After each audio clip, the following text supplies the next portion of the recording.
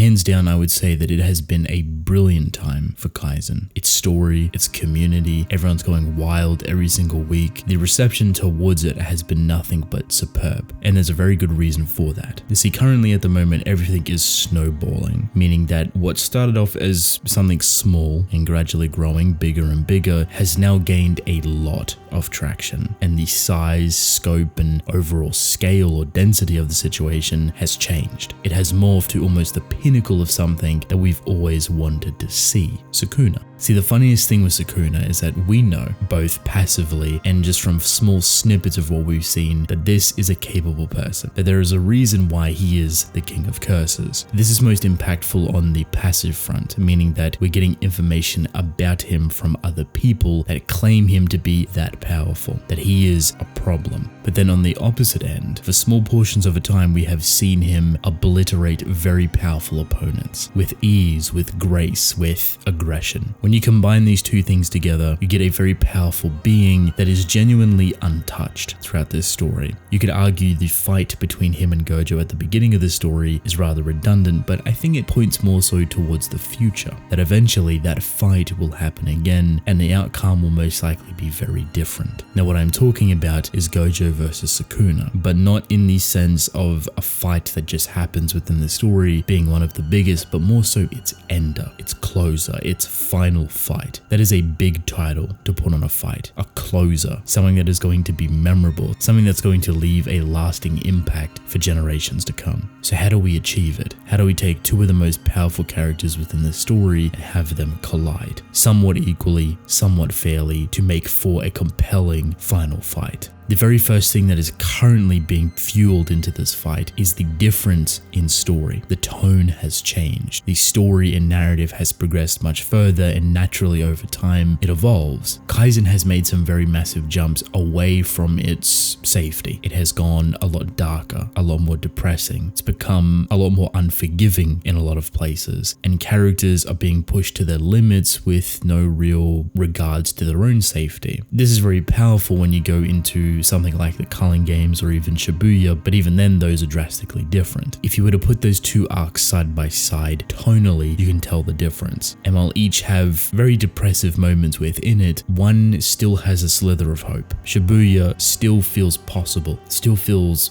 beatable, even against all odds. There was still something there. The Culling Games feels like a big wall. It feels like something that cannot be climbed over, even with our most powerful cast of characters currently. There's just too big of opponents in front of us. The scope or scale of the Culling Games is infinitely bigger than Shibuya. This is an entire nation, an entire country, and its effects ripple throughout the entirety of the world. So of course, that tone is going to be different in response. It's going to be more desperate, more drastic. There's no second chances here, and characters will move accordingly in response to it. Technically, I would say there is two massive pillars of this wall, the biggest things that they have to overcome. Obviously, one of them is Sukuna, but the other one is Kenjaku. And the problem or the difficulties that we have currently when we talk about the end of the story and the quote-unquote final fight is that we don't know anything about these two. I say that lightly because we're currently learning more and more information, but when it comes to what they're truly capable of, what they could truly pull off, and what Kenjaku is actually trying to achieve on a nationwide global scale is still kind of left up in the air. We know there's a merger. We know that Sukuna is having a bath of some kind. We know that there's a evolutionary process to all of this, but we don't know where it goes. We don't know the after effects. We don't know where that massive amount of power is going to be diverted to. Is it going to go to Kenjaku's beast that's potentially going to form, or is Sukuna going to digest all of it? Is Sukuna trying to merge with the beast, or fight it, or eat it, or something else entirely? I don't know. Is it safe to say that Kenjaku isn't trying to merge and just wants to watch all of this unfold, wants to control the world and throw it into a realm of cursed energy chaos? Maybe so. He might just be a mad scientist. However, with Sukuna, we have a lot more information to work with. There is an idea that I have been thinking about for quite some time, and the issue with this idea and how it pertains to like the final fight of the story is that there's no real context for it. There's no real bridges or ties that make it legitimate. But let me lay out the field for you. See, I see Kaisen a lot darker than I probably should. I think Akatami is an author that is willing to take those risks and chances to really push it into a darker direction. I say that lightly because it's not something that has to be done, but just taking into consideration what Akatami has already given us, I feel like it's something well up his alley if he wanted to do it. I don't see a happy ending for Kaisen. And your first thought is, well, we knew this. It's not going to be a happy ending. I mean in a much bigger sense, not just the cast of characters, but this fight with Gojo and Sukuna may actually end it all, destroy it all, become so massive and violent and uncontrollable that it devours everything. What happens when you pit two of the most powerful characters in this world against each other? What do you think's going to happen? You think the scale of that fight is only going to stay within this vicinity, this block, this city? No, I don't think so.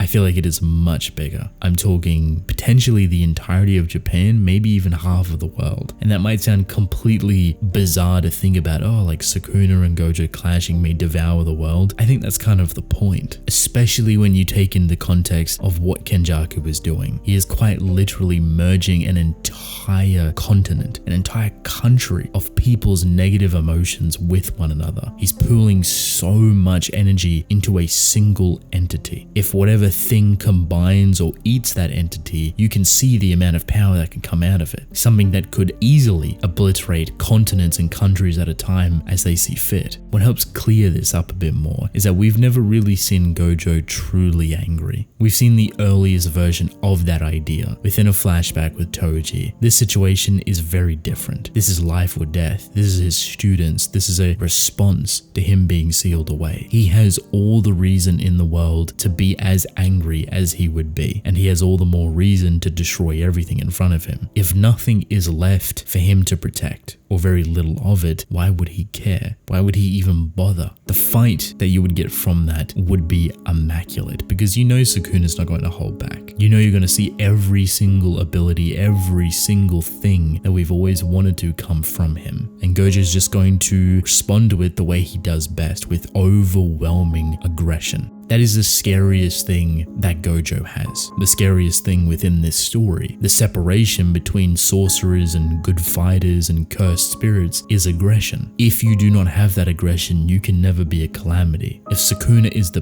pinnacle of power because of that aggression, Gojo's right there too. All he needs is his rage, his anger, and the fact that we've already seen a slight version of it makes me believe that it's coming again. There's a big problem with this, however. I don't know who wins this fight, nor do I know how it ends. Every time I have thought about a massive final fight, a concluder for a story between Gojo and Sukuna, it doesn't end well. It's not a happy ending, it's not a Gojo save the world type of ending, it's more of a we survived. And that's on the optimistic side. On the darker side, the one that I would normally kind of lead myself towards, Gojo might be the only person alive. I wouldn't be surprised if this whole statement that Akatami mentioned, either one person living and everyone dying, or vice versa. Everyone living and only a couple people dying. I'd put my money on that not even being relative to Yuji, and actually more relative to Gojo. Obviously Yuji makes a lot of sense, but I can't help but think that it would be very sad if Gojo was the only person to live from this. That he would have to continue forward because he is so powerful without anyone in his corner. That even though he stopped Sukuna, even though he theoretically saved the world, no one lived to see it. His students, his friends, everything that he missed while he was sealed away, there's nothing for him here.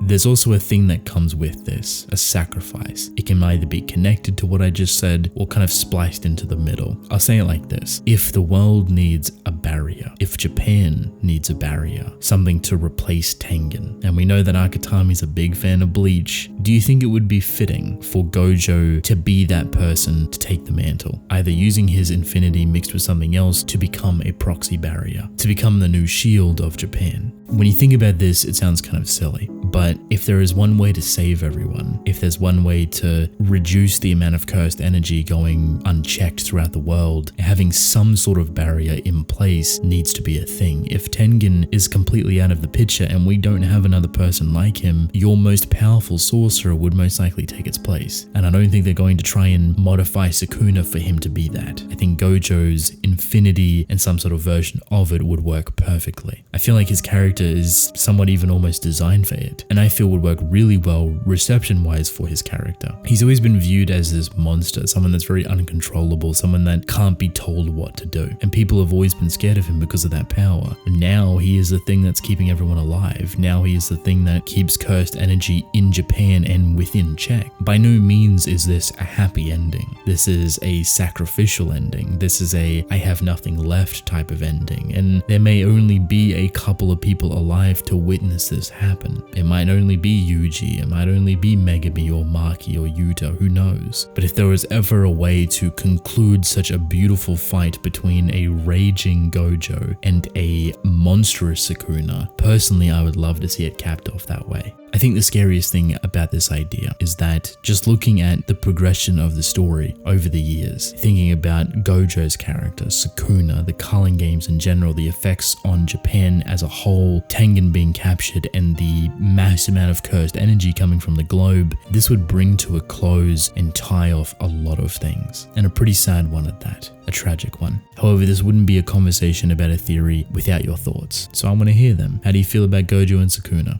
Let me know all of your thoughts right now. Thank you.